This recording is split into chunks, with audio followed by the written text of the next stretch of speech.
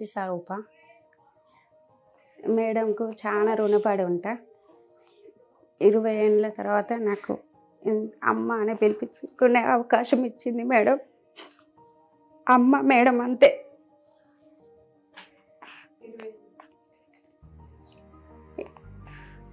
చాలా చోట్ల తిరిగినాం, హైదరాబాద్ కూడా వెళ్ళినాం, కానీ మాకు ఎక్కడ అంత లేదు. ఇక్కడికి వచ్చినాక మేడం మాకు సక్సెస్ చేసింది.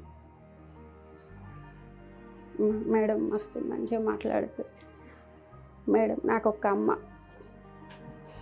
అంతే. ఇక అమ్మకు మళ్ళీ వేరే మాటలు ఉండవు. ఇక నాకు కాదేమో అనుకున్నా, కానీ ఈ జన్మకు ఇక నాకు ఇంత అదృష్టాన్ని ఇచ్చింది అమ్మ అంతే.